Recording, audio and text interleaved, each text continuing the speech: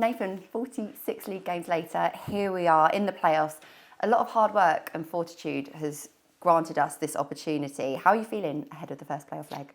We're looking forward to it. As you said, this is a sort of a culmination of a lot of work. The foundations were put in place, last February, if you like, or 16 months ago, whatever it was. And those foundations are starting, we're starting to see the fruition of those, or the fruits of those, if you like. So it's been a long, tough season. As I said, we've had some highs and lows, but it's culminated in the playoff campaign, and we're excited about that. There is a really strong, calm focus around the group. How have preparations gone this week? Yeah, very, very, very good. We've had extra day, obviously, with the game being rearranged, so we're able to plan. We haven't veered too much for what we normally do. Just obviously got to sort of rejig it with the extra day or the day. Everything, Monday seems like Sunday, Tuesday seems like Monday, and all those things. But apart from that, look, it's just been exactly the same week. You touched upon it there, and because we do play on a Sunday and Thursday evening, different kick-off times that we're familiar with, have you and the staff just tried to kind of keep the rhythm and tempo of things as similar as possible? Has there been anything different involved this week? No, not really. It's the same preparation. Obviously, they've had a different day off because of the game. But apart from that, no, exactly the same preparation we have done. We've gone through our routines. We work tactically today. We'll reiterate that tomorrow, freshen them up, and then be ready to go. What's the latest with team news? Look, we're in a stronger position than we were last week. Sorry. So that's a positive. We have to see how everyone comes through. But as I said, we're with the time. We've given a few of them a few days, and we're under no real pressure to play anyone last week in terms of stuff apart from our own volition, really, to get the results. So look, we're in a decent place. We speak on a weekly basis about the team being the best version of ourselves. Given your experience of managing and being involved in the lottery that is the playoffs, has the message to the boys been one of reinforcing those points, the strengths of our strategy going toe-to-toe with Wycombe? Yeah, that's how we entered every game, and sometimes the best laid plans, when you look at the playoff game last night, and a very even game, and then absolutely turned on its head, and 46 games can go out the window. But look, it's a wonderful thing, the playoffs. They keep the season alive. They're exciting. They're televised. They come thick and fast, and then the prize at the end is magnificent. We've had 2 epic battles against Wycombe already this season, and an entertaining 180 minutes ahead. With the away leg first, what are the key things that we need to get right at Adams Park? Look, we just approach it as just another game. Obviously, it isn't another game because it's a little bit more important, but it's the next game, so it's the most important. And what we have to make sure is once again, we are the best version of ourselves. And if we're the best version of ourselves, and we do all the basics well, and we do everything that we do well, then that's all I can ask for. The very first time we spoke upon your appointment as manager, we discussed that there were inevitably going to be growing pains. We endured some of those around October, November time, but do you think those tougher moments earlier on in the season have really served us well in building resilience, belief and confidence in the work that we do? Yeah, it has, and the belief and just the reiteration of the work we do has been, has been paramount, because it would have been so easy to veer or panic or come away from all the things we believe that would stand us in good stead. So yeah, it was a tough October and November, and that cost us automatic, really, because of how far we had to catch up the more consistent sides in the league. But who's to say that we would have, if we were in a better position, would we have had the second half of the season that we did, knowing that we had to go and be really positive and get wins and wins and wins. So look, you just never know, but all we can say is we're in a decent position. We are relatively happy with where we are, but we've achieved nothing yet.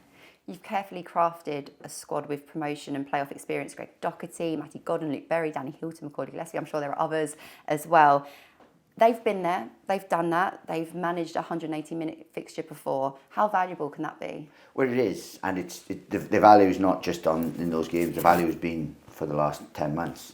Since the moment these players come in through the building, they are examples. They are best practice. They are players that drive, that are great human beings, that are leaders around the place. Then with what we have in youth and energy and athleticism, all coupled together, are why we're in the position. We feel we've got good balance. We've got good balance of youth and experience, and then that group that are experienced but still young. You look at Conor Coventry, how many games he's played, and loans he's had, and what he's done, for example, and he's a great one, in terms of that. So look, we're excited by what's coming up, but we know that we've got two real tough fixtures coming up, and the first one comes up Sunday. Building upon that balance and that blend, on the flip side to those players, there are the likes of Lloyd, Kane, our academy graduates, who are so hungry for what a taste of promotion in the EFL feels like. That's a really nice mixture of ingredients there in a dressing room. Yeah, and look, and we've got some elite young players here, really elite, that this will only help them to grow. In terms of Kane's been at a Premier League football club, and Lloyd has been at a Premier League football club, but he's also been around groups that have been promoted. I had Lloyd at Luton. Now, even though he didn't play the pivotal role that he plays for us, or has played for us this season, he was around a group that knew what it took to win promotion, and that's going to be vital. And look, to be fair, Wycombe have those as well. So as I said, it's going to be a real good time. One thing that stood out this season has been the togetherness of the dressing room. A good team doesn't always guarantee a great dressing room, but it's really felt like senior pros have taken that responsibility of looking after that dressing room. And I just wondered, does that enable you to have even more focus on those tactical details when it comes to preparation, that you can rely on the group to take care of that? Oh, absolutely, because you sign good human beings and you can build a culture, and your culture and your environment carries you through. You look at sides that have done really, really well, and I say Burnley as an example at the minute. They have their pride in clean sheets and stuff, and that's what has galvanised that group and got them, and that's a credit to the group of players, but also the manager, the coaching staff, and everyone around. Now, we have that kind of culture here where the staff, everyone is involved, everyone has self-worth, everyone is wanting to, one team, one goal is our motto, and that's so pivotal to doing well, because your culture and environment is the thing that carries you through, not just your talent. And the togetherness is felt by everyone, supporters included in that. Before a ball is even kicked in these playoffs, do you and the group feel proud of how you have unified this football club? Yeah, I think there's relative pride in it. We're nowhere near where we want to be, and as I said, we want to keep moving forward. Every single year, we want a big improvement on where we are, and as you get to the higher echelons, that improvement becomes then marginal. But right now, we've made big improvements all around the football club. The football club is united, it's pulling in the right direction, and we have to maintain that now. It's not, we don't want to be one season wonders. We don't just want to do this just for the last 4 or 5 months. We want this now to be the norm for Charlton Athletic. Finally, when you walk out at Adams Park, you'll see and hear another packed away end. What's your final message to supporters? They've been magnificent. They've got a big part to play. We keep saying the same messages, but it's true. They've been outstanding in all the games, and they've got a big part to play in these 2 games. First and foremost, they have to travel like us. They have to do the journey and brave the M25 and the M40 and everything, and then to play their part. And then after that, we'll debrief, and then we have to go again. Thanks, Nathan.